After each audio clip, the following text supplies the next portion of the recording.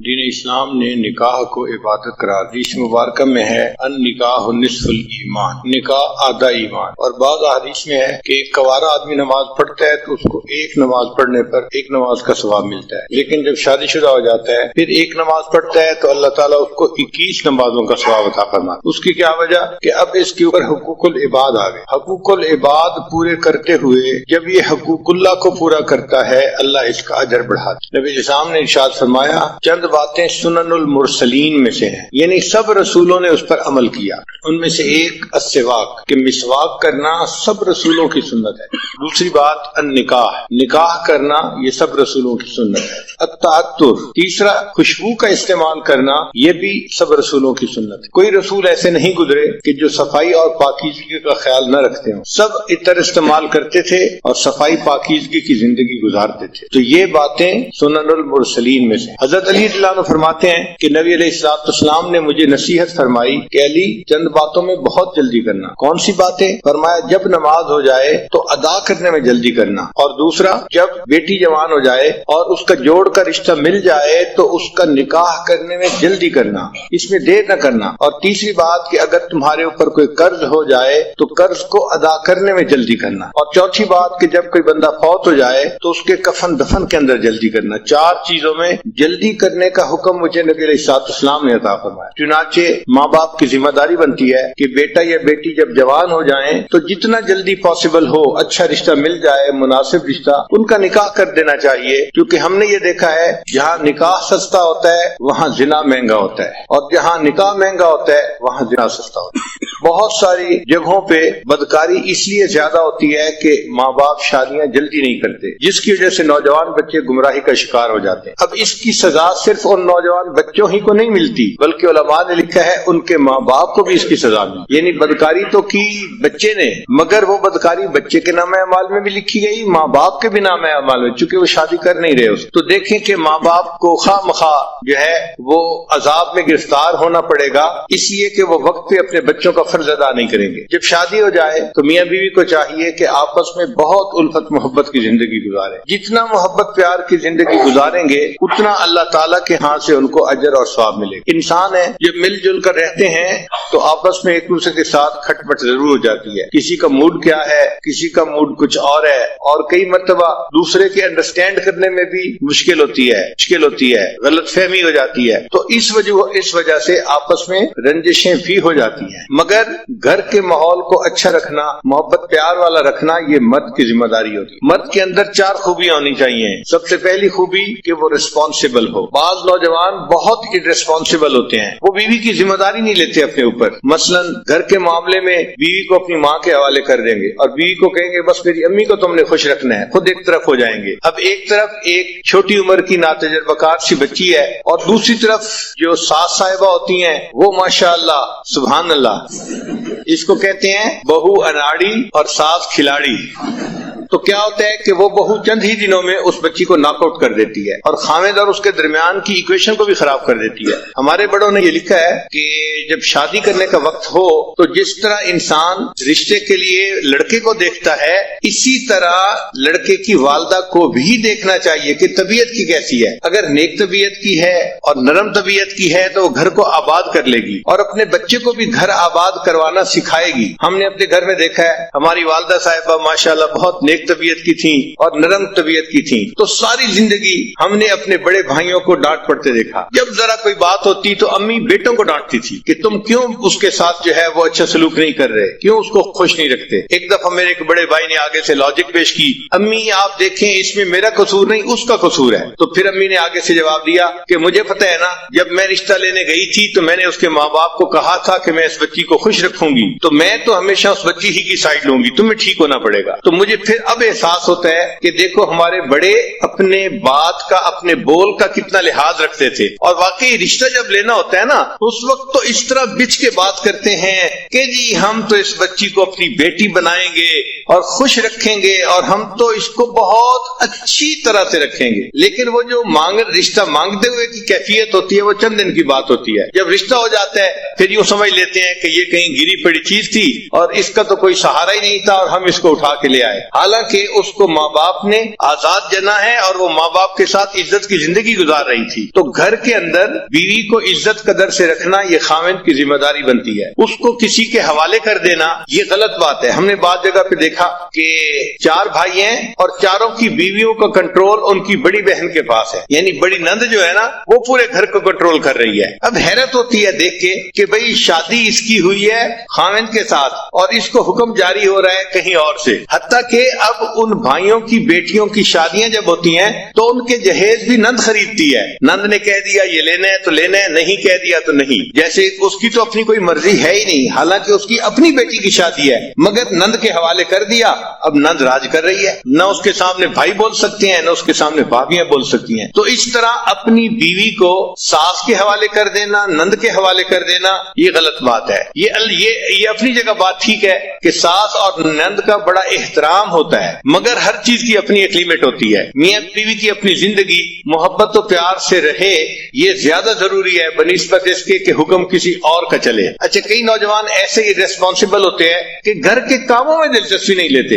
مثلا بیوی کب سے کہہ رہی ہے وہ واش روم کا جو شاور ہے نا وہ لیک کر رہی ہے اور پورے واش روم میں ہر وقت پانی رہتا ہے تو پلیز اس کو ٹھیک کروا دیں. ایک دفعہ یاد کروایا، دوسری دفعہ کروایا، تیسری دفعہ کروایا، آہو میں بھول گیا تھا مجھے یاد نہیں رہا تھا. یہ جو آپ کہتے ہیں نا میں بھول گیا تھا مجھے یاد نہیں رہا تھا یہ چھوٹی سی چیز نہیں ہے. اللہ کے ہاں بہت بڑی کوتاہی لکھی جاتی ہے کہ مرد کو گھر کا کام بتایا جائے اور وہ اس کام کو ذمہ داری سے نہ کروا سکے. بعض تو ایسے شہزادے ہوتے ہیں کہ گارڈننگ کا کام بھی بیوی کے ذمہ لگا دیتے ہیں کہ وہ گارڈننگ کا جو کام ہے وہ مالی سے خود ہی کروا لو. بھئی بیوی آپ کی ہے، پردہ نشیں ہے، نیک ہے، اس کے ذمہ یہ کام کیوں لگا رہے ہو؟ یہ کام تو مرد کا ہے، مرد کو کرنا چاہیے. ہاں تم پلمبر کو بلوا کے یہ کام کروا لو نا. یہیں سے پھر آگے شیطان کو راستہ مل جاتا ہے. تو یہ انتہائی بری بات ہے کہ گھر کے کام ہو اور خاوند اپنی بیوی کے ذمہ لگائے حالانکہ وہ کام باہر کے ہیں، یعنی باہر کے مردوں نے کرنے ہیں. اور کئی تو ایسے ہیں ہمیں سننے میں آیا کہ گاڑی خراب ہو جائے تو بیوی کو کہتے ہیں تم ٹھیک کروا کے لے آؤ. سبحان اللہ. اس خاوند کے منہ پہ ذرا 2 تھپڑ تو آرام سے لگانے چاہیے نا، پھر سوچنا چاہیے کہ اب تیسرا کیا کریں. تو irresponsible ہونا یہ بہت بری عادت ہے. اچھے خاوند کی پہلی صفت کہ وہ ایک ریسپانسبل انسان ہو، وہ اپنے گھر کے کام کاج میں بھی دلچسپی لے اور جہاں بیوی کو ہیلپ کی ضرورت ہے خاوند اس کی ہیلپ کرے. بس بیوی کو ایک ہی دفعہ بتانے کی ضرورت پڑے، بار بار یاد دلانے کی نہ پڑے، اور ایک دفعہ کہنے پر وہ کام کر دیا جائے. اس سے اللہ تعالیٰ راضی ہو جاتے ہیں. آپ دیکھیں ان کاموں کی اتنی اہمیت ہے کہ حضرت موسیٰ علیہ السلام اپنی اہلیہ کے ساتھ سفر کر رہے ہیں اور اہلیہ جو تھی وہ ولادت کا وقت ان کا قریب تھا تو ان کو درد شروع ہو گئی. اب جب دردیں ہوتی ہیں تو سردی اور زیادہ بندے کو تکلیف دیتی ہے. تو حضرت موسیٰ علیہ السلام چاہتے تھے کہ کہیں سے آگ ملے تاکہ ان کو ذرا آگ کی گرمی کی وجہ سے ٹھنڈک کم ہو جائے. تو انہوں نے دیکھا کہ ایک درخت میں سے آگ نکل رہی تھی. تو حضرت موسیٰ علیہ السلام درخت سے آگ لینے کے لیے گئے تھے اور اللہ نے وہاں ان کو پیغمبری عطا فرما دی تھی. تو بیوی کا کام تھا نا آگ لینے کے لیے جانا. آگ لینے کو جائیں پیغمبری مل جائے. اسی طرح نبی علیہ السلام اپنے گھر کے کاموں میں بہت دلچسپی لیتے تھے. بکری کا دودھ خود دو لیتے تھے، اپنے کپڑوں کو پیوند لگا دیتے تھے، اپنے جوتے کو سی لیتے تھے. گھر کے کاموں میں کئی مرتبہ نبی علیہ السلام نے روٹی پکانے میں مدد فرمائی. ایک مرتبہ فاطمہ الزہرا اللہ روٹی بنا رہی تھی، نبی علیہ السلام تشریف لے گئے اور نبی علیہ السلام نے کہا کہ فاطمہ کچھ روٹیاں میں لگاتا ہوں. تو نبی علیہ السلام نے کچھ روٹیاں تنور کے اندر لگائیں. تو گھر کے کاموں میں دلچسپی لینا یہ مرد کی ذمہ داری بنتی ہے. تو سب سے پہلے خاوند کے اندر سینس آف ریسپانسبلٹی ہونی چاہیے. ریسپانسبلٹی سے کیا مراد کہ گھر کے کام کاج کو بھی وہ اپنی ذمہ داری سمجھے، پھر گھر کے بچوں کی تربیت کو بھی اپنی ذمہ داری سمجھے. بعض جگہوں پہ ہم نے دیکھا کہ اولاد کو بالکل پوچھتا ہی نہیں باپ، بس ماں کے ذمہ لگا دیا تم ہی ان کو جو ہے نا تربیت دو اور ان کو سکھاؤ. نہیں، مرد کی ذمہ داری ہے. تو سینس آف ریسپانسبلٹی کا ہونا انتہائی ضروری ہے. خاوند کو irresponsible نہیں ہونا چاہیے. اور دوسری بات کہ خاوند کی طبیعت کے اندر فوربیئرنس ہونی چاہیے. فوربیئرنس کہتے ہیں تحمل مزاجی کو، جلد بازی نہیں ہو۔ کئی خامد ایسے ہوتے ہیں ذرا سی چھوٹی چھوٹی باتوں پہ، نکمی باتوں پہ فوراً غصے میں آ جاتے ہیں، اور پھر خود کہتے بھی ہیں حضرت میں باہر دفتر میں ہوتا ہوں بڑا ٹھیک ہوتا ہوں، دوستوں میں ہوتا ہوں بڑا ٹھیک ہوتا ہوں، پتہ نہیں گھر جاتا ہوں میرے دماغ گرم ہو جاتا ہے، پتہ نہیں دماغ کو گرمی چڑھ جاتی ہے۔ تو میں نے پوچھا کہ گرمی کس سے چڑھتی ہے؟ آگ سے۔ کہنے لگا ہاں۔ میں نے کہا آپ کو پتہ ہے آگ سے کون بنا ہے؟ شیطان بنا ہے۔ تو اصل میں یہ شیطانیت ہے جو تمہارے دماغ میں چڑھ جاتی ہے، شیطان قابو کر لیتا ہے تمہیں اور پھر تمہیں غصے میں رکھتا ہے۔ تو ہر وقت چھوٹی چھوٹی بات پہ غصے میں آنا یہ بری بات ہے، ایسا نہیں کرنا چاہیے۔ انسانوں کے ساتھ ہم نے زندگی گزارنی ہے تو ہمیں تحمل مزاجی اختیار کرنی پڑے گی۔ جو ہمارے مزاج ہے، تو میرا تجربہ تو یہ ہے کہ ہمیں فرشتوں کے ساتھ رہنے کا موقع ملے تو ہمیں تو ان سے بھی گلے شکوے ہونے شروع ہو جائے کہ یہ بھی اچھے نہیں ہیں۔ ہم اتنے جو ہیں وہ نازک مزاج لوگ ہیں، چھوٹی چھوٹی نکمی باتوں پہ شکوہ کرنا یہ بری بات ہوتی ہے۔ نبی علیہ السلام کی مبارک زندگی کو دیکھیں، آپ اپنے گھر کے اندر عورتوں کے ساتھ اتنا محبت پیار سے رہتے تھے کہ اپنی بیویوں کو خوش رکھتے تھے۔ نبی علیہ السلام نے فرمایا خیرکم لأہلہ، تم میں سے سب سے بہتر وہ ہے جو اپنے اہل خانہ کے لیے بہتر ہو، وَأَنَا خَيْرُكُمْ لِأَهْلِي، اور میں تم سب میں سے اپنے اہل خانہ کے لیے سب سے بہتر ہوں۔ یعنی اپنی مثال بتائی کہ میں سب سے بہتر ہوں اپنے اہل خانہ کے لیے۔ ایک مرتبہ نبی علیہ السلام اپنی ایک زوجہ کے ہاں تھے، اب دوسری زوجہ نے کوئی کھانا بنایا تو کھانا اچھا لذیذ تھا، ان کا جی چاہا کہ نبی علیہ السلام بھی یہ کھانا کھائیں۔ انہوں نے ایک مٹی کے پیالے میں وہ کھانا ڈال کے تو غلام کے ہاتھ بھیج دیا نبی علیہ السلام کی خدمت میں۔ تو نبی علیہ السلام تو دوسرے گھر تھے، جب وہاں کھانا لے کے وہ بندہ آیا تو اس نے کھانا پیش کیا تو نبی علیہ السلام نے عائشہ رضی اللہ عنہا کو فرمایا کہ اچھا آپ یہ کھانا لے لو۔ اب ان کو طبیعت کے اندر ناگواری محسوس ہوئی کہ میری باری کا دن ہے تو کھانا بھی مجھے سرو کرنے کی اجازت ہونی چاہیے، یہ کیا ہوا کہ میرا دن ہے اور کھانا کسی اور کی طرف سے آ رہا ہے۔ چنانچہ انہوں نے کھانا جو پکڑا تو اتنا بے دلی کے ساتھ کہ جیسے انسان ادھورے من سے کوئی کام کرتا ہے، اور وہ پیالہ زمین پہ گرا اور ٹوٹ گیا۔ اب ذرا سوچیں کیا سین ہوا ہوگا کہ کھانا جو لے کے آیا تو وہ پیالہ ہی ٹوٹ گیا، کھانا بھی نیچے گر گیا۔ ہم جیسا کوئی ہوتا ایک طوفان کھڑا کر دیتا، تم بدتمیز ہو، تمہیں سمجھ نہیں، تم یہ ہو، تم فلاں، پتہ نہیں کیا کیا القاب ہم ایک منٹ میں اس کو دے دیتے۔ مگر نبی علیہ السلام تحمل مزاجی سے اٹھے اور آپ نے دو کام کیے۔ پہلا کام یہ کیا کہ وہ جو پیالہ ٹوٹ گیا تھا اس کے بدلے میں حضرت عائشہ صدیقہ رضی اللہ عنہا کے گھر کے اندر سے ایک پیالہ لے کے وہ اس کو واپس دے دیا، بھئی وہ پیالہ ٹوٹ گیا، اس کے بدلے تم یہ پیالہ لے جاؤ۔ اور پھر اسے فرمایا غارت امو کی، اصل میں تمہاری والدہ کو غیرت آ گئی تھی اس لیے ایسا ہو گیا، یعنی اس کو سمجھا بھی دیا۔ تو یہ عورت کی فطرت ہوتی ہے، اس کو کچھ چیزیں فیل ہوتی ہیں، شریعت نے بھی اس کا پھر لحاظ رکھا ہے۔ تو دیکھیں نبی علیہ السلام نے کتنے اچھے طریقے سے اس معاملے کو سلجھا دیا۔ تو اگر گھر میں کوئی معاملہ ہو جائے تو یہ مرد کی ذمہ داری بنتی ہے کہ وہ ان معاملات کو پیار محبت سے سمجھداری سے سلجھا دے۔ ایک مرتبہ سیدہ صدیقہ رضی اللہ تعالیٰ عنہ اور نبی علیہ السلام کے درمیان کسی معاملے میں بات ہو رہی تھی۔ اچھا ابھی بات ہو رہی تھی اور اتنے میں سیدنا صدیق اکبر رضی اللہ تعالیٰ عنہ ملنے کے لیے تشریف لے آئے۔ تو نبی علیہ السلام نے فرمایا کہ بہت اچھا،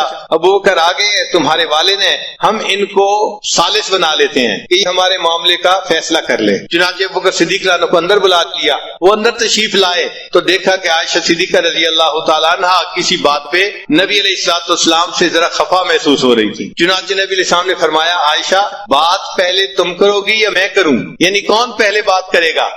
تو عائشہ رضی اللہ عنہ نے آگے سے جواب دیا آپ پہلے بات کریں مگر جو کہیں سچ سچ کہیں۔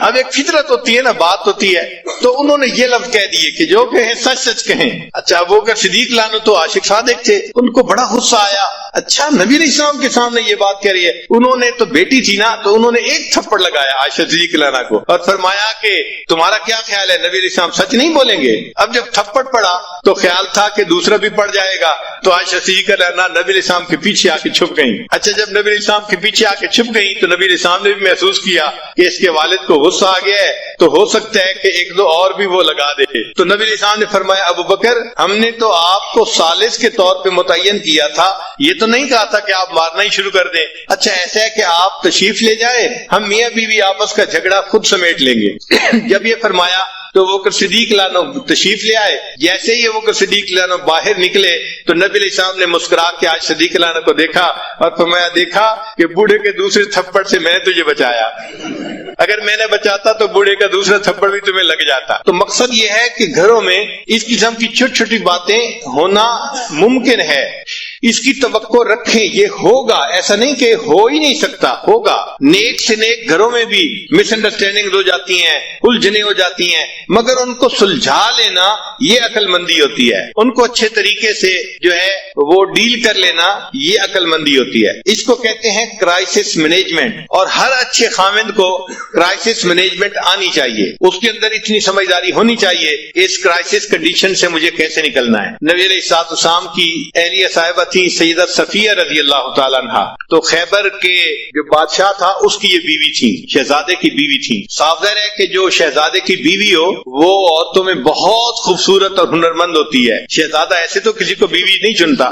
تو بہرحال نبی علیہ الصلوۃ والسلام سے جب نکاح ہوا تو نبی علیہ الصلوۃ والسلام کے پاس آئیں. اللہ نے ان کو حسن و جمال بھی بہت دیا تھا اور یہ اچھا کھانا بھی بہت بنایا کرتی تھی، بہت اعلیٰ کھانا بنایا کرتی تھی، جس کی وجہ سے ان کے ساتھ دوسری امہات المومنین کی کئی مرتبہ ذرا انبن ہو جاتی تھی. اچھا ایک مرتبہ ایک ام المومنین نے ان کو کہہ دیا اے یہودیہ کی بیٹی، یہودیہ کی بیٹی، یعنی ان کے چونکہ اوپر کے سب لوگ یہودی تھے اور یہ مسلمان ہوئی تھی تو ان کو یہودیہ کی بیٹی کہہ دیا، جس پہ وہ بہت دکھی ہوئی اور انہوں نے رونا شروع کر دیا. نبی علیہ السلام کو پتہ چلا تو آپ صلی اللہ علیہ وسلم نے پوچھا صفیہ آپ کیوں رو رہی ہے؟ اے اللہ کے حبیب صلی اللہ علیہ وسلم مجھے انہوں نے کہا ہے کہ تم تو یہودی کی بیٹی ہو. تو نبی علیہ السلام نے فرمایا تم رو کیوں رہی ہو؟ تم اسے کہتی کہ نہیں میں ہارون علیہ السلام نبی کی بیٹی ہوں، ان کے خاندان سے تھی، اور میرے چچا موسیٰ علیہ السلام تھے اور میرے خاوند بھی اللہ کے نبی ہیں. تو ان کو یہ جواب کیوں نہیں دیا؟ تو دیکھیں کتنی سمجھداری کی بات کی. ان کا دل خوش ہو گیا یہ سن کے کہ واقعی میں کوئی گری پیڑی چیز نہیں ہوں. میرے اوپر کے اجداد میں حضرت ہارون علیہ السلام بھی نبی تھے اور میرے چچا حضرت موسیٰ علیہ السلام بھی نبی تھے اور اس وقت میں نبی علیہ السلام کی بیوی بھی ہوں، میرے خاوند بھی نبی ہیں. تو نبی علیہ السلام نے فرمایا تم ان کو یہ جواب دے دیتی. تو اس طرح جب بھی کوئی گھر کے معاملہ ہو تو اس کو اچھے طریقے سے سلجھا دینا یہ خاوند کی ذمہ داری ہوتی ہے. تو خاوند کے اندر فوربیرنس ہونی چاہیے. چھوٹی چھوٹی باتوں پہ جلد بازی کر لینا یا جلدی سے کوئی ناپسندیدہ لفظ بول دینا یہ بہت بری بات ہوتی ہے. ہمارا یہ تجربہ ہے آج کل کے نوجوان چھوٹی چھوٹی باتوں پہ بیوی کو دھمکی دیتے ہیں، میں تمہیں گھر بھیج دوں گا، میں تمہیں گھر بھیج دوں گا، میں تمہیں طلاق دے دوں گا. یہ بہت ہی بری بات ہے. اس سے بری بات اور کوئی خاوند نہیں کر سکتا. اس کی وجہ کیا ہے کہ جب خاوند نے بیوی کو کہہ دیا کہ میں تمہیں طلاق دے دوں گا، میں تمہیں گھر بھیج دوں گا، تو بیوی کے دماغ میں ایک بات آ گئی کہ اس کے ساتھ میری پوری زندگی گزرنا مشکل ہے، پتہ نہیں یہ مجھے کس وقت طلاق دے دے. تو بیوی سپلٹ پرسنالٹی بن جاتی ہے. پھر شیطان اس کے پاس آ کے اس کو مشورہ دیتا ہے تم کہیں اپنے لیے اور بھی کوئی پرپوزل دیکھ لو یا کوئی تعلق ایسا دیکھ لو کہ اگر یہ تمہیں چھوڑے تو تم کیا کرو گی. تو یہ فکرہ چھوٹا سا ہے لیکن اس فکرے کا زہر کتنا ہے اس کا مردوں کو اندازہ نہیں ہوتا.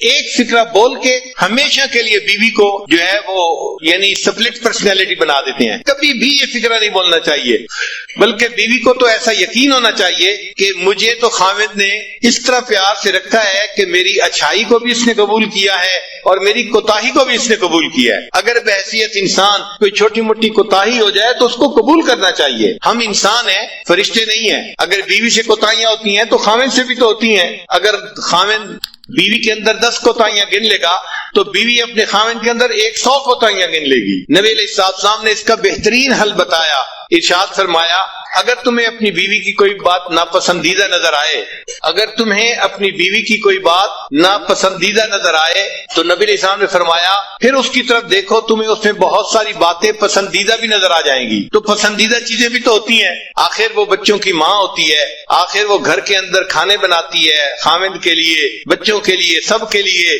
گھر کو اس نے اتنا صاف ستھرا رکھا ہوتا ہے، اس پر اس کو جان مارنی پڑتی ہے، محنت کرنی پڑتی ہے. خود بخود یہ کام نہیں ہو جاتے. اگر وہ اتنا سب کچھ کر رہی ہے تو اس کو کریڈٹ بھی ملنا چاہیے. باقی رہ گئی بات کہ بھئی چونکہ اس کی جذباتی سوچ ہوتی ہے تو کئی مرتبہ وہ الٹی سیدھی بات بھی سوچ لیتی ہے، کر جاتی ہے. تو تحمل مزاجی سے کام کرنا چاہیے. چنانچہ ایک صاحب تھے، وہ اپنی بیوی کی زبان سے ذرا تنگ تھے. مرد کا ہاتھ قابو میں نہیں ہوتا، عورت کی زبان قابو میں نہیں ہوتی. تو اس نے سوچا کہ میں امیر المومنین حضرت عمر رضی اللہ عنہ کے پاس جاتا ہوں اور ان سے جا کے پوچھتا ہوں کہ میں اس بیوی کا کیا کروں. تو عمر رضی اللہ عنہ تو بڑے جو ہے وہ دبدبے والے اور ہمت والے ہیں، تو صاف ظاہر ہے وہ مجھے کہیں گے کہ ذرا اس کو سیدھا کر دو تو میں پھر خوب کٹائی کروں گا اس کی. چنانچہ یہ نیت لے کے کہ مجھے پٹائی کا NOC مل جائے گا اور پھر مسئلہ حل ہو جائے گا، وہ حضرت عمر رضی اللہ عنہ کے پاس آئے. ابھی دروازے کے باہر کھڑے تھے کہ وہ سنا کہ حضرت عمر رضی اللہ عنہ سے ان کی بیوی اونچی اونچی زبان میں بات کر رہی تھی، اونچی آواز میں بات کر رہی تھی. اب وہ صحابی تھوڑی دیر تو سنتے رہے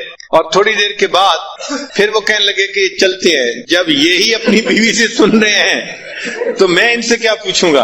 اچھا جب وہ جانے لگے تو عمر رضی اللہ عنہ باہر تشریف لائے. تو عمر رضی اللہ عنہ نے اس سے پوچھا کہ بھائی آپ کیوں جا رہے ہیں؟ اس نے کہا جی میں ایک بات پوچھنے آیا تھا لیکن آپ ہی کے ساتھ وہی کچھ بیت رہا ہے جو میرے ساتھ بیتتا ہے، تو میں آپ سے کیا پوچھتا. تو حضرت عمر رضی اللہ عنہ نے اس کو سمجھایا کہ دیکھو یہ میری بیوی ہے، یہ میرے لیے باورچن بھی ہے، میرے لیے درزن بھی ہے، میرے لیے گھر کی بھنگت بھی ہے، میرے بچوں کی ماں بھی ہے.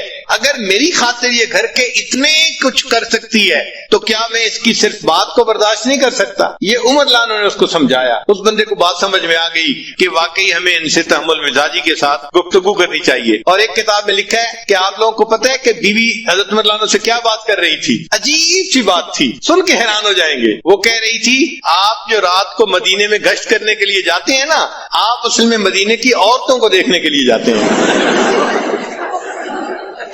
اللہ اکبر کبیرہ، اللہ اکبر کبیرہ. یعنی حضرت عمر رضی اللہ عنہ کا مقام دیکھیں کہ جن کو نبی علیہ السلام فرماتے ہیں کہ جس راستے پہ عمر جاتا ہے شیطان اس راستے کو چھوڑ دیتا ہے. جن کی دعائیں نبی علیہ السلام نے مانگی، جو اسلام کے لیے مؤید اور مددگار بن کے آئے اور جو خلیفہ راشد تھے، ان کے بارے میں بیوی کی سوچ دیکھو، الگ سوچ ہے نا ذرا. تو وہ کہنے لگی کہ آپ تو رات کو پہرا جو دیتے ہیں نا مدینے میں جا کے، تو اس لیے دینے جاتے ہیں کہ آپ چاہتے ہیں کہ میں مدینے کی عورتوں کو جا کے دیکھوں. تو عورتیں ہیں بیچاری ناقصات العقل، اس لیے ان کو کہا گیا. تو وہ اس قسم کی باتیں سوچ لیتی ہیں، ذہن میں رکھ لیتی ہیں اور کئی مرتبہ الٹی سیدھی بات کر مارتی ہیں. تو ان سے تحمل مزاجی ہی سے پیش آنا چاہیے. نبی علیہ السلام نے یہی بات سکھائی. تو پہلی بات کہ خاوند کے اندر سینس آف ریسپانسبلٹی ہونی چاہیے، اور دوسری بات کہ خاوند کے اندر فوربیئرنس ہونی چاہیے، اور تیسری بات کہ خاوند کو چاہیے کہ اپنی بیوی کی بات کو سنیں. یہ ایک ایسی غلطی ہے جو آج کے زمانے میں بہت سارے لوگ کرتے ہیں. فرصت ہی نہیں ہوتی بیوی سے بات سننے کی. حالانکہ اللہ تعالیٰ نے بیوی کی وائرنگ ہی ایسی کی ہے کہ جب خاوند شام کو گھر آتا ہے تو وہ اپنے گھر کی ساری کارگزاری سنائے بغیر نہیں رہ سکتی. وہ بات اس کے منہ سے نکلنی ہی ہوتی ہے. لیکن خاوند اگر اس کی بات نہیں سنتا تو پھر اس کا نقصان ہوتا ہے. اس نے بات تو کرنی ہے، وہ پھر یا اپنی کسی کلاس فیلو سے کرے گی، یا بہن سے کرے گی، یا اپنی والدہ سے کرے گی. اور جب وہ کسی تیسرے سے بات کرے گی تو ان کے مشورے ضروری نہیں کہ کوئی بہت مناسب ہوں اور جچے تلے ہوں، وہ الٹے سیدھے مشورے بھی ہو سکتے ہیں. ہمارے حضرت رحمۃ اللہ فرمایا کرتے تھے کہ میاں بیوی آپس میں ایک دوسرے کی وجہ سے کبھی نہیں جھگڑتے، ہمیشہ تیسرے کی وجہ سے جھگڑے ہوتے ہیں. اور واقعی ہم نے دیکھا ہے کہ جھگڑے کی بنیاد ہمیشہ کوئی نہ کوئی تیسرا ہوتا ہے، چاہے وہ لڑکی کی ماں ہو، لڑکی کی بہنیں ہوں، یا لڑکے کی والدہ ہو، لڑکے کی بہنیں ہوں. کوئی نہ کوئی تیسرا ہوتا ہے جو میاں بیوی کی ایکویشن خراب ہونے کا ذریعہ بنتا ہے. تو اس لیے خاوند کی یہ ذمہ داری ہے کہ جب وہ باہر سے آئے تو وہ 15-20 منٹ اپنی بیوی کے پاس بیٹھے اور اس سے اس کی بات چیت سنے جو وہ کہنا چاہتی ہے. اچھا یہ ضروری نہیں کہ اس بات چیت کا جواب بھی فوراً دیں. بیوی کو جواب نہیں فوراً چاہیے ہوتا، صرف بیوی نے کارگزاری سنانی ہوتی ہے. بس آپ توجہ کے ساتھ اس کی بات کو سنیں، اس کے ساتھ آئی کنٹیکٹ رکھیں تاکہ وہ فیل کریں کہ بڑی توجہ سے میری بات سنی جا رہی ہے. جب وہ بات کر لے گی نا تو وہ بڑی مطمئن ہو جائے گی. تو لسن ٹو یور وائف، یہ خاوند کی ذمہ داری بنتی ہے. پھر ایک صفت اور کہ گھر کے ماحول کو نیکی پر رکھنا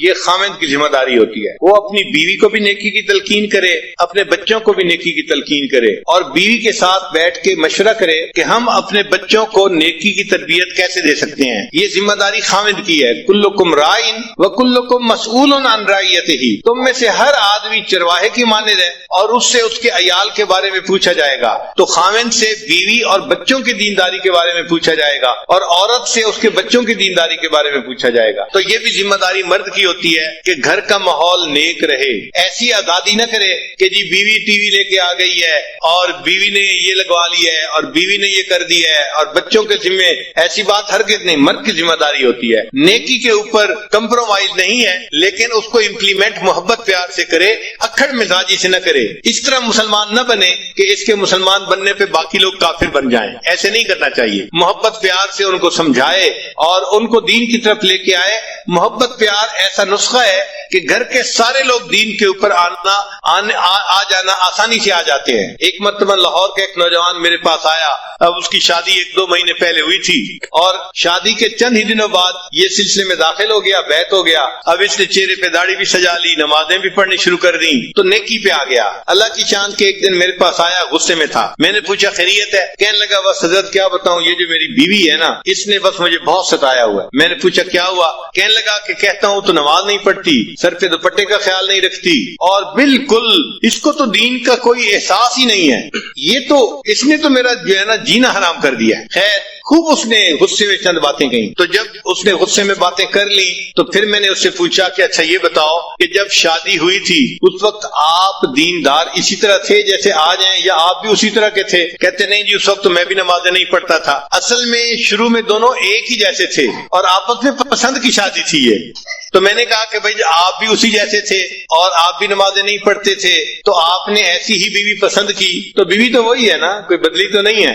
مگر فرق یہ پڑا کہ آپ نے اس مجلس میں آنا شروع کیا اور آپ نے دین کی باتیں سنی تو آپ نے دین کو قبول کر لیا اور اب آپ کی زندگی نیکی دینی والی بن گئی ہے. کہنے لگے ہاں یہ بات تو ٹھیک ہے. میں نے کہا یہ بتائے کہ آپ کی بیوی نے کتنی نصیحتوں کی محفل اٹینڈ کی ہے؟ کہنے لگے وہ تو نہیں آتی. میں نے کہا کوئی اور دینی محفل اٹینڈ کی ہو جہاں اس کو دین کی طرف کسی نے ترغیب دی ہو, بلایا ہو؟ کہنے لگا نہیں. میں نے کہا پھر وہ کیسے دوپٹہ کرے گی سر کے اوپر اور کیسے وہ پردے کا خیال کرے گی, نمازیں پڑھے گی؟ اس کو تو سمجھانے والا کوئی ہے ہی نہیں. آپ کو تو سمجھانے والے مل گئے, اس کو تو نہیں نہ ملے. تو اب اس کو فیل ہوا کہ بھائی حضرت جی مجھے آہستہ آہستہ نا اس بات پہ لے آئیں گے کہ اچھا اس کو محفلوں میں لایا کرو, تو یہ تو کام لمبا ہو جائے گا نا. اور وہ تو جلدی حل چاہتا تھا کہ حضرت جی مجھے کہیں وہ نماز نہیں پڑھتی, تم جاؤ ذرا اس کو سیدھا کرو. خیر جب میں نے دیکھا کہ بھائی یہ خاموش تو ہو گیا ہے لیکن اس کے دل سے ابھی غصہ ختم نہیں ہوا, تو پھر میں نے اس سے بات کی. میں نے کہا دیکھیں آپ ہر سنت پہ عمل کرنے لگ گئے ہیں نا. کہنے لگا جی میری کوشش ہوتی ہے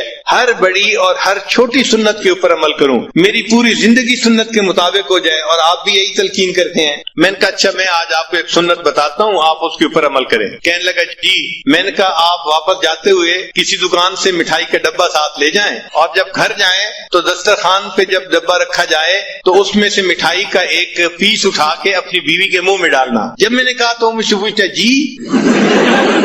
میں نے کہا بھائی میں فارسی نہیں بول رہا, میں آپ کی زبان میں ہی آپ سے گفتگو کر رہا ہوں کہ آپ ایک مٹھائی کا ڈبہ لے کے جائیں اور بیوی کو ہدیہ دیں, اور جب دسترخوان پہ وہ ڈبہ رکھا جائے تو اس میں سے ایک پیس اٹھا کے تو اپنی بیوی کو مٹھائی کھلائیں. جب میں نے کلیئر لفظوں میں پھر کہا پھر اس کو بات سمجھ میں آئی. کہنے لگا جی بہت اچھا. خیر وہ بندہ چلا گیا. اللہ کی شان کے چند دنوں کے بعد وہ آیا اور اس کی آنکھوں سے آنسو تھمتے نہیں تھے. میں نے پوچھا کیا ہوا؟ کہنے لگا حضرت خوشی کے آنسو ہیں. میں نے پوچھا کس خوشی کے؟ کہنے لگا کہ میں جاتے ہوئے مٹھائی کا ڈبہ لے کے گیا اور گھر والوں نے پوچھا بیوی نے کہ یہ کیا لائے, تو میں نے کہا میں آپ کے لیے گفٹ لے کے آیا ہوں. تو بڑی حیران ہوئی, اچھا آپ میرے لیے گفٹ لے کے آئے ہیں؟ میں نے کہا ہاں. تھوڑی دیر کے بعد پھر کھانے کا وقت آیا تو کھانے کے دسترخوان پر کھانا لگ گیا اور وہ مٹھائی کا ڈبہ بھی وہیں تھا. کہنے لگے میں نے آپ کی جو ہے وہ نصیحت کے مطابق مٹھائی کا ایک پیس اٹھایا اور ایک گلاب جامن میں نے اپنی بیوی کے طرف کیا, تو وہ میری طرف دیکھنے لگی کہ کیا مطلب ہے. میں نے کہا کہ یہ میں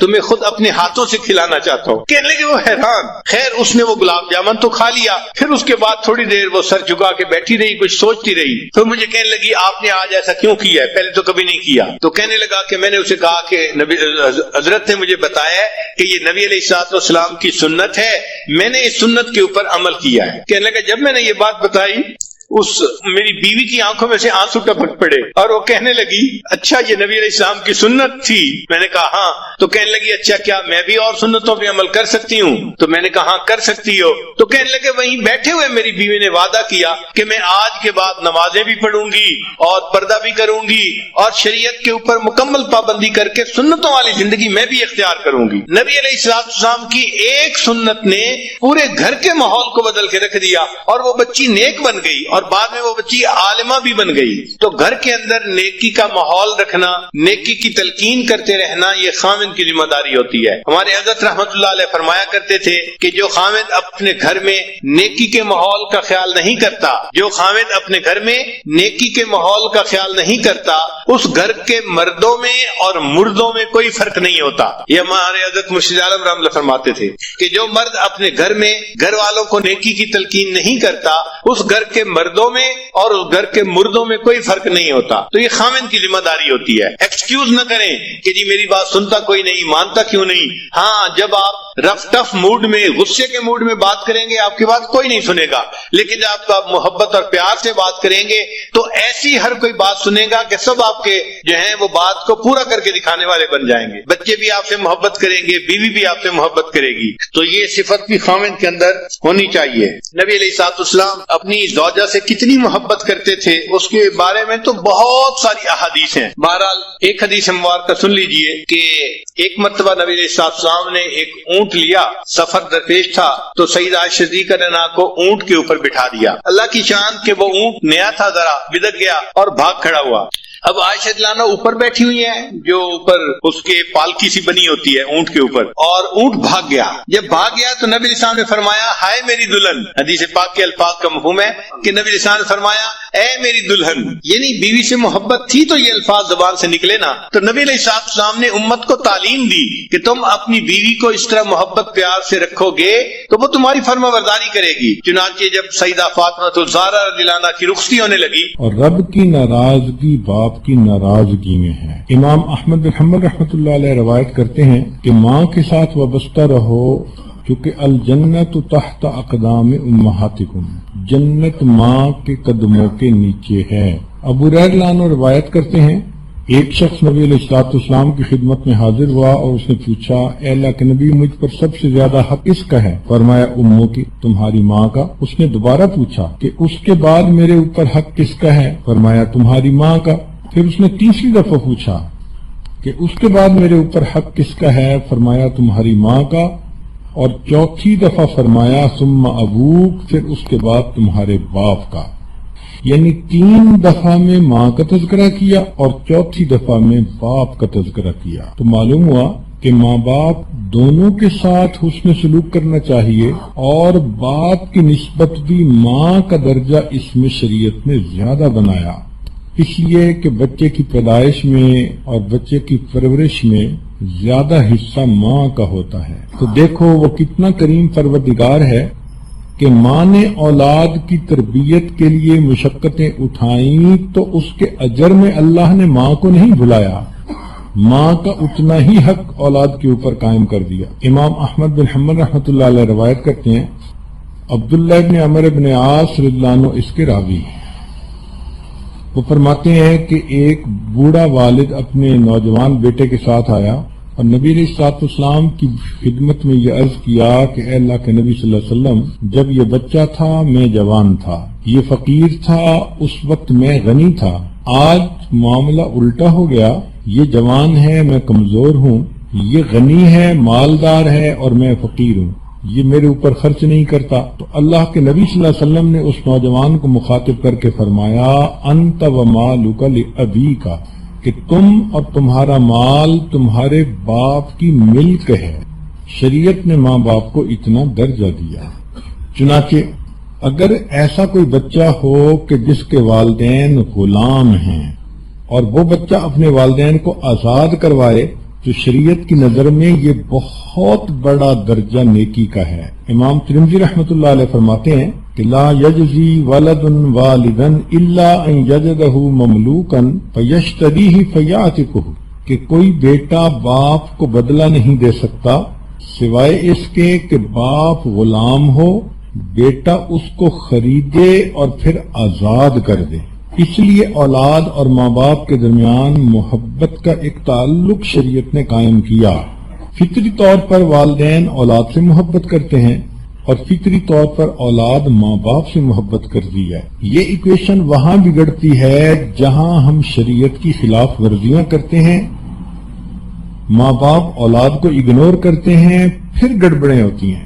اور اگر شریعت کے مطابق بچوں کو ریز اپ کیا جائے تو یہ محبتیں سلامت رہتی ہیں۔ اس محبت کی بنا پر ترمذی شریف کی روایت ہے، ثلاث دعوات مستجابات لا شک فیہن، 3 دعائیں ایسی ہیں جو یقیناً قبول ہوتی ہیں، اس میں کوئی شک ہی نہیں۔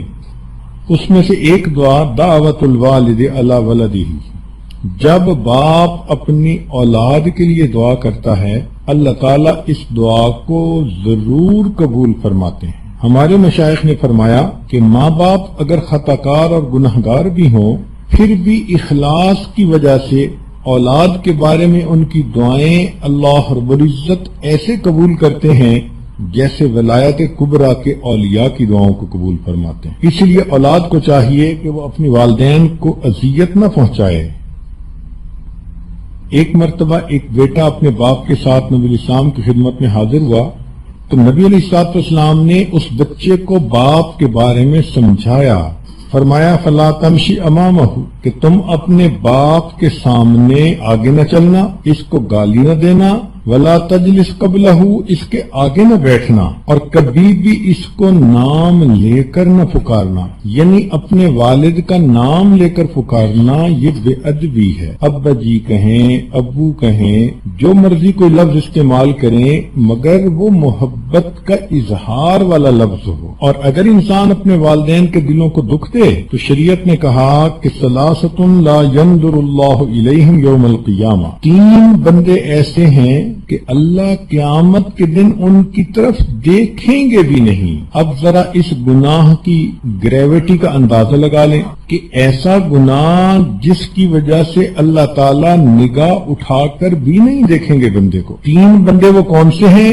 العاق لوالدی، ماں باپ کا نافرمان، والمرأة المترجلہ، اور وہ عورت جو مردوں کی طرح بننا پسند کرے۔ کئی لڑکیاں ہوتی ہیں نا مردوں کی طرح جین کے لباس پہننے، بالوں کو کٹوانا، بے محابہ پھرنا، اور اس کو وہ سمجھتی ہیں کہ ہم بڑی ماڈ اسکاٹ بن گئی ہیں، اور یہ نہیں سمجھتی کہ ہم نے اگر ایسا کیا تو اللہ رب العزت قیامت کے دن ہماری شکل دیکھنا بھی گوارا نہیں کریں گے۔ والدیوس، اور تیسرا فرمایا کہ جو بغیرت انسان ہوتا ہے۔ ماں باپ کے ساتھ اگر انسان برا سلوک کرے تو یہ وہ گناہ ہے کہ جس کا بدلہ دنیا میں ہی انسان کو مل جاتا ہے۔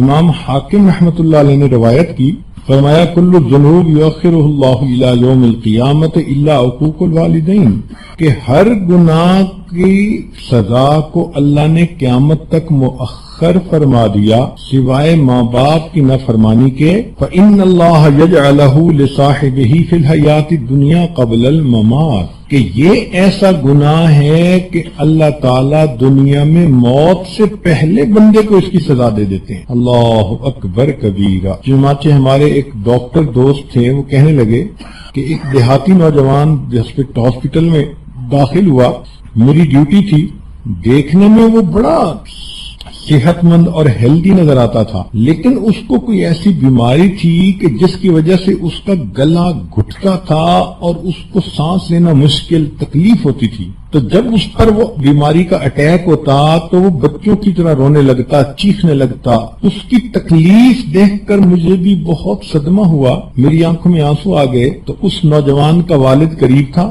کہنے لگا ڈاکٹر صاحب اپنا کیا اس کے سامنے آ رہا ہے۔ تو میں نے اس کے والد سے پوچھا کہ کیا ہوا؟ کہنے لگا اس نے پسند کی شادی کی اور بیوی اس کو ماں باپ سے لے کے دور چلی گئی، اور جب کبھی ہم کہتے تھے یا ماں کہتی تھی کہ بیٹا آیا کرو، مل جایا کرو، تو یہ غصے میں ماں کو کہتا تھا کہ خبردار کوئی بات کی میں تمہارا گلا دبا دوں گا۔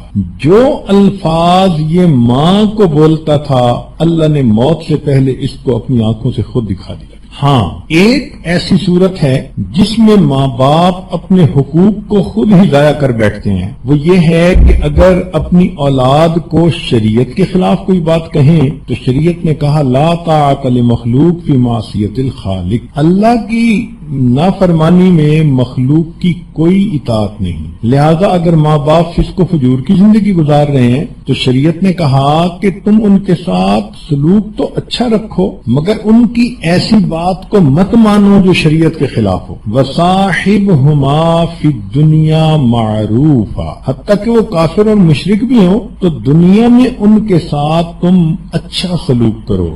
تو اگر ماں باپ دیندار ہوں، نیک ہوں، پھر تو نورن علی نور ہے۔ یہاں ایک نقطہ سا دل میں آتا ہے کہ آج احساس ہوا ماں باپ کا کیا مقام ہے۔ چنانچہ جن کے ماں باپ تو زندہ ہیں وہ ان کو منا لیں گے، پچھلے قصوروں کی معافی مانگ لیں گے اور آئندہ ماں باپ کی فرما برداری کریں گے اور اچھا سلوک کریں گے، لیکن بہت سارے تو ایسے ہیں کہ جن کے ماں باپ فوت ہو چکے، تو وفات کے بعد اب کیا کریں؟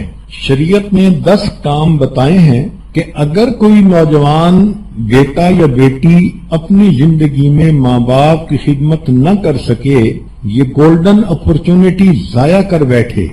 ایسا کئی مرتبہ دیکھا گیا کہ بچہ چھوٹا ہوتا ہے، ماں باپ اس کی خدمت کرتے ہیں، اور جب وہ کسی قابل ہوتا ہے تو ماں باپ ہی دنیا سے چلے جاتے ہیں، بچے کو موقع ہی نہیں ملتا۔ عمر بھر تیری محبت، ماں کے بارے میں شاعر نے یہ شعر لکھا کہ عمر بھر تیری محبت میری جلوہ گر رہی، میں تیری خدمت کے قابل جب ہوا تو چل بسی۔ کہ اے ماں، ساری عمر تو تیری محبت ہی میری زندگی کے اندر میری ہدایت کے لیے کام کرتی رہی، اور جب میں تیری خدمت کے قابل ہوا تو ہی اللہ کو پیاری ہو گئی۔ تو شریعت کا حسن و جمال دیکھیں کہ شریعت نے اس کی کمپنسیشن کا بھی طریقہ بتا دیا۔ کیا خوبصورت دین اللہ نے ہمیں عطا کیا ہے۔ چنانچہ وفات ہو چکی ہو تو پہلا کام والدین کی وصیتوں کو پورا کرنا۔ حدیث پاک میں ایک صحابی نبی الاسلام کی خدمت میں حاضر ہوئے، اے اللہ کے پیارے حبیب صلی اللہ علیہ وسلم، میرے والد نے مجھے کہا تھا کہ تم میری طرف سے غلام آزاد کرنا۔ اب میرے پاس غلام تو نہیں، ایک باندی ہے اور بہت ہی ان پڑھ اور جاہل ہے۔ تو نبی علیہ السلام نے فرمایا اس باندی کو لاؤ۔ چنانچہ اس باندی کو لایا گیا، ان پڑھ تھی۔ نبی علیہ السلام نے اس سے پوچھا کہ بتاؤ اللہ کہاں ہے؟ اس باندی نے آسمان کی طرف انگلی کر دی۔ نبی علیہ السلام نے فرمایا بتاؤ میں کون ہوں؟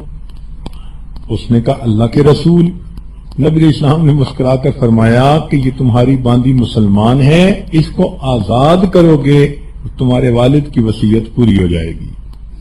دوسرا حق والدین کا یہ ہوتا ہے کہ اولاد والدین کے مرنے کے بعد ان کا قرض ادا کرے۔ اگر اولاد ادا کرے گی تو اللہ کے ہاں بہت اجر پائے گی۔ تیسرا، والدین کے لیے استغفار کرنا، دعا کرنا، دعا بلندی درجات کی کرنا، اور استغفار ان کی غلطیوں کوتاہیوں کی معافی کے لیے کرنا۔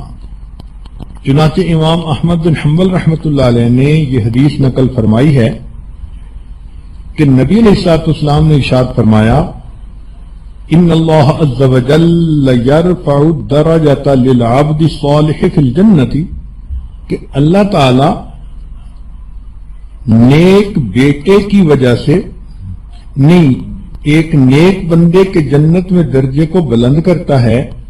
تو فیقول یا رب، وہ بندہ اللہ سے پوچھتا ہے انا لی ہذہ، یہ آپ نے میرے درجات کو بلند کیوں کر دیا، میری ترقی کیسے ہو گئی؟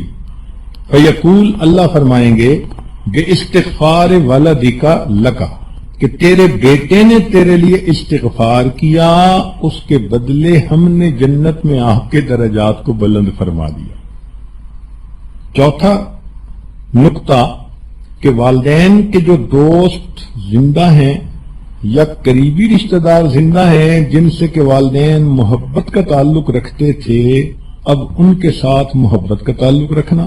مثلا والدہ فوت ہو گئی تو خالہ کو ماں کا درجہ دینا، باپ کے دوستوں کو دوست سمجھنا اور ان کے ساتھ اچھا سلوک کرنا، یہ بھی ان والدین کے حقوق کی کمپنسیشن کہلاتی ہے۔ پانچواں نقطہ، والدین کی طرف سے صدقہ و خیرات کرنا۔ صدقہ و خیرات کا یہ مطلب نہیں ہوتا کہ ہر بندے نے لاکھوں خرچ کرنے ہوتے ہیں، نہیں۔ حدیث پاک میں تو یہاں تک کہا گیا کہ ایک بندہ اگر اللہ کے راستے میں بسیدہ سی کھجور بھی دیتا ہے، اللہ اس پر بھی اس کو اجر دیتے ہیں، پرانی کھجور۔ تو اپنے بچوں کو یہ تعلیم دینی چاہیے، وہ جمعہ کے دن معمولی پیسے سے ہی مگر مسجد میں دیں، اور والدین کی نیت سے دیں کہ اس کا اجر ان کو پہنچے۔ رمضان مبارک کے مہینے میں فقراء کو صدقہ کریں، والدین کی نیت کریں، تو وقتاً فوقتاً صدقہ و خیرات کرتے رہیں، مقدار کو مت دیکھیں، اخلاص کے ساتھ اگر آپ دیں گی تو اللہ تعالیٰ آپ کے صدقے کو اس طرح پالیں گے جس طرح لوگ اپنے جانوروں کو پالتے ہیں۔ چھٹا نقطہ، اگر اللہ تعالیٰ بندے کو استطاعت دیں، والدین فوت ہو چکے تو ان کی طرف سے حج اور عمرے کی کثرت کرنا۔ نبی اسلام نے فرمایا ایک صحابی کو کہ تم اپنے باپ کی طرف سے حج کرو واعتمر اور ان کی طرف سے عمرے کرو۔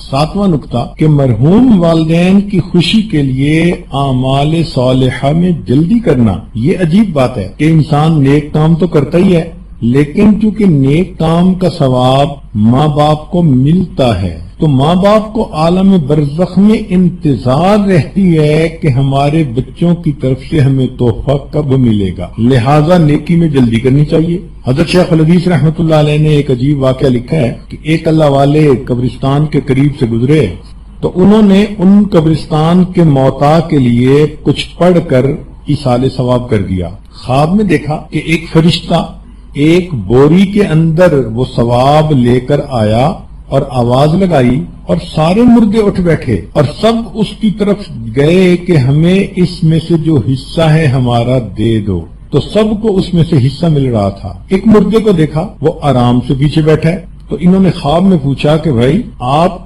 اپنا حصہ لینے کے لیے کوشش نہیں کر رہے؟ اس نے کہا مجھے جو میرا حصہ ہے وہ مل جائے گا، اور میں اطمینان سے اس لیے بیٹھا ہوں کہ میرا ایک بیٹا ہے جو قرآن پاک کا حافظ ہے، وہ قرآن مجید پڑھتا رہتا ہے اور اس کا اتنا مجھے بدلہ ملتا رہتا ہے کہ اب میں اطمینان سے بیٹھا ہوں، تسلی سے۔ خواب ختم ہو گیا۔ کچھ عرصے بعد دوبارہ قبرستان کے قریب سے گزرے، پھر ایصال ثواب کیا۔ ہاں، خواب میں انہوں نے اپنے اس کے والد سے پوچھا کہ تمہارا بیٹا کہاں ہے؟ اس نے نام بھی بتایا اور یہ بھی بتایا کہ وہ فلاں جگہ پر دکانداری کرتا ہے۔ چنانچہ خواب سے بیدار ہوئے تو انہوں نے جا کر دیکھا وہ نوجوان دکان پہ بیٹھا ہوا تھا، گاہک آتے تھے تو ان کو وہ سودا دیتا تھا، اور جب گاہک چلے جاتے تھے تو فارغ وقت میں وہ اللہ کے قرآن کی تلاوت کرتا تھا، اس کے ہونٹ ہلتے نظر آتے تھے۔ تو یہ پہچان گئے کہ میرا خواب سچا تھا۔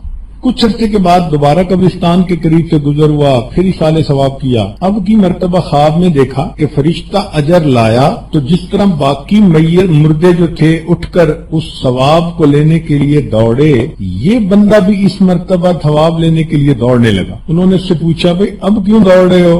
اس مردے نے کہا کہ میرا وہ بیٹا فوت ہو گیا، اب اس کا اجر آنا بند ہو گیا۔ جو عام مومنین دعا کرتے ہیں میں بھی اسی اجر کو دیکھ کے خوش رہتا۔ تو والدین کے لیے نیک کام جلدی کرنا یہ والدین کی خوشی کا، روح کی خوشی کا سبب بنتا ہے۔ آٹھواں حق کہ ماں باپ نے اگر کوئی قسم اٹھائی ہوئی ہو تو ان کی قسم